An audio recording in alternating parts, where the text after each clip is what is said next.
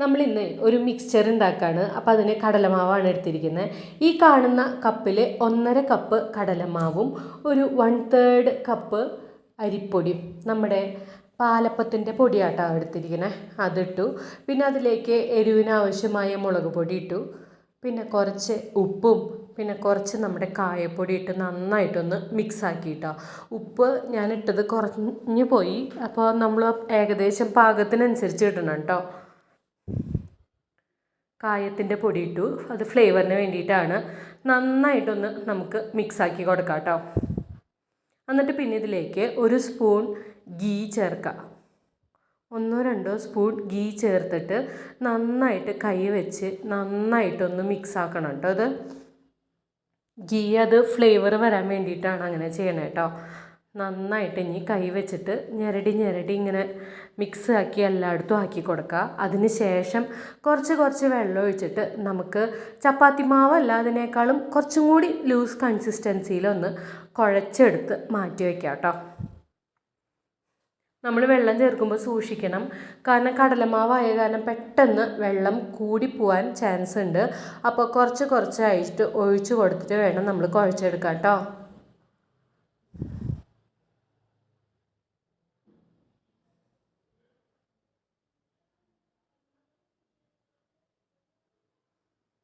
നന്നായിട്ട് ഇനി കുഴച്ചെടുത്തതിന് ശേഷം നമുക്ക് കാണാം കേട്ടോ. അതെ, നമ്മൾ കുഴച്ചെടുത്തിട്ടുണ്ട്, കണ്ട ഈ ഒരു കൺസിസ്റ്റൻസിയിലാണ് നമ്മൾ കുഴച്ചെടുക്കണം കേട്ടോ. കയ്യിൽ പറ്റി പിടിക്കാൻ പാടില്ല, എന്നാൽ അത്ര ഹാർഡാവാനും പാടില്ല. അപ്പോൾ നമ്മൾ സൺഫ്ലവർ ഓയിലാണ് വെച്ചിരിക്കണേ. അപ്പോൾ അതിലേക്ക് ആദ്യം നമ്മൾ കപ്പലണ്ടി ഇട്ട് നന്നായിട്ടൊന്ന് മുരിയിച്ച് എടുക്കാം കേട്ടോ. കപ്പലണ്ടി പ്ലെയിനാണ്, ഉപ്പും മുളകൊന്നും ചേർത്തിട്ടില്ല കേട്ടോ. അത് അരിപ്പയിൽ അതങ്ങോട്ട് കോരി എടുക്കുകയാണ് ചെയ്യണേ കേട്ടോ. നമ്മൾ പിന്നൊരു വീഡിയോയിൽ കണ്ടു, നമ്മൾ അരിപ്പയിൽ കപ്പലണ്ടി അല്ലെങ്കിൽ എന്താണ് ഫ്രൈ ചെയ്യണമെന്ന് വെച്ചാൽ അത് ഇട്ടിട്ട് എണ്ണയിലേക്ക് ഇറക്കി വെക്കുക. ആ മെത്തേഡാണ് ഇനി ഞാൻ പൊട്ടുകടല വറുക്കാനായിട്ട് ചെയ്തത് കേട്ടോ. കുഴപ്പമില്ല, എളുപ്പമാണെന്ന് എനിക്ക് തോന്നുന്നു. അത് അങ്ങനെ പൊട്ടുകടല നമ്മൾ വറുത്തെടുത്തു. പെട്ടെന്ന് വറുത്ത് എടുക്കാൻ പറ്റും കേട്ടോ, പെട്ടെന്നാവും. നമ്മൾ പിന്നാലെ അങ്ങോട്ട് പെട്ടെന്ന് ആക്കിയെടുക്കണം. അതിന് ശേഷം നമ്മൾ വെള്ള അവലാണ്, നൈസായിട്ടുള്ള അവലില്ലേ, ഇതുപോലെ വറുത്തെടുത്തു കേട്ടോ. അവലൊക്കെ പെട്ടെന്നാവും, നല്ല എളുപ്പമാണ് അതിങ്ങനെ വറുത്തെടുക്കാനായിട്ട്.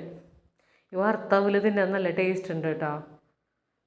അവലും അങ്ങനെ ഞാൻ വറുത്തെടുത്തു മാറ്റി വെച്ചു.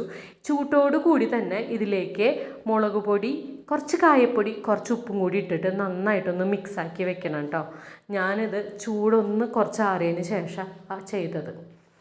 അതിലേക്ക് നമ്മൾ സേവനാഴിയിൽ നൂലപ്പത്തിൻ്റെ അതിനേക്ക് അതിന് അത്ര തിന്നല്ല, ഇത്തിരി കട്ടി കൂടിയതാണ് ഞാൻ എടുത്തിരിക്കുന്നത് കേട്ടോ.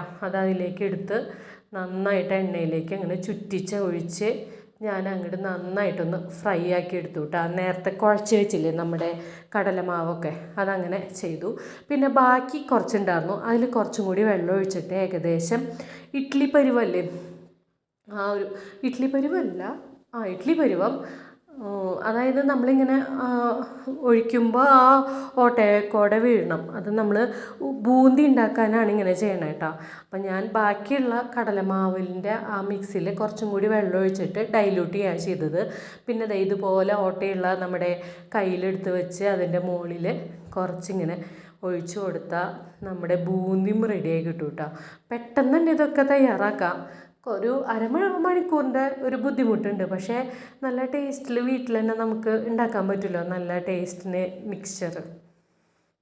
അപ്പം അങ്ങനെ നമ്മൾ ബൂന്തിയും നമ്മൾ റെഡിയാക്കി എടുത്തു കേട്ടോ. പെട്ടെന്ന് എടുക്കാൻ പറ്റും. അങ്ങനെ ബൂന്തിയും നമ്മൾ തയ്യാറാക്കി കഴിഞ്ഞു. ഈ ബൂന്തി നമുക്ക് വാല വയ്ക്കാം കേട്ടോ.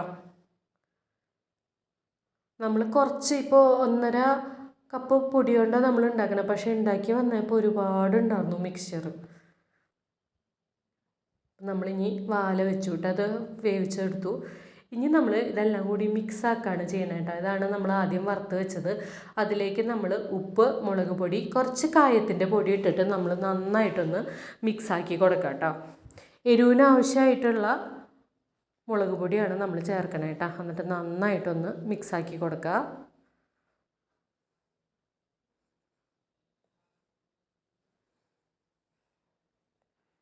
പിന്നെ ഇതിൻ്റെ ഉള്ളിലേക്ക് നമ്മൾ വറുത്ത് വെച്ചില്ലേ നമ്മുടെ എന്താ പറയുക ബൂന്തിയും അതുപോലെ നൂഡിൽസ് പോലെയൊക്കെ വറുത്ത് വെച്ചുല്ലോ, ആ നൂഡിൽസ് പോലെയുള്ളതൊന്ന് പൊടിച്ചെടുത്തിട്ട് എല്ലാം കൂടി ഇത് ഇനി മിക്സാക്കാണ് ഇന്നത്തെ നെക്സ്റ്റ് പരിപാടി എന്ന് പറയുന്നത്. അപ്പോൾ ഫ്ലേവർ കുറവാണെങ്കിൽ കായത്തിൻ്റെ പൊടി അതുപോലെ ഉപ്പ് അതുപോലെ മുളക് പൊടിയൊക്കെ നമുക്ക് ചേർക്കാൻ പറ്റും കേട്ടോ. ഇപ്പോൾ ചെറിയ പാത്രത്തിൽ ഇപ്പോൾ മിക്സ് ചെയ്യണേ, അപ്പം നമ്മൾ കുറച്ച് കുറച്ചായിട്ട് മിക്സ് ചെയ്യാണ് ചെയ്യണേ കേട്ടോ. പിന്നെ ഇതിൽ ഒരു അത്യാവശ്യ ഘടകം എന്ന് പറയുന്നത് വേപ്പിലയായിരുന്നു. വേപ്പിലയും കൂടി വറുത്തിടേണ്ടതായിരുന്നു. കാരണം എൻ്റെ കയ്യിൽ വേപ്പില ഇല്ല ഇവിടെ. വേപ്പിലയും കൂടി ഉണ്ടെങ്കിൽ പൊളിച്ചേനെ, ശരിക്കും പറഞ്ഞാൽ നല്ല ടേസ്റ്റായാണ്.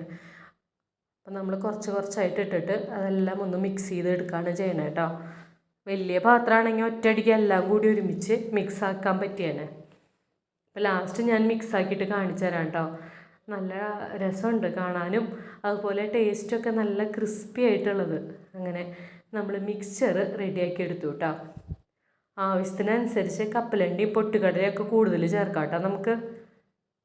ഇതാണ് ലാസ്റ്റ് നമ്മുടെ മിക്സ്ചർ കേട്ടോ. അപ്പോൾ എല്ലാവരും ഇത് ട്രൈ ചെയ്യണം, എളുപ്പമാണ്.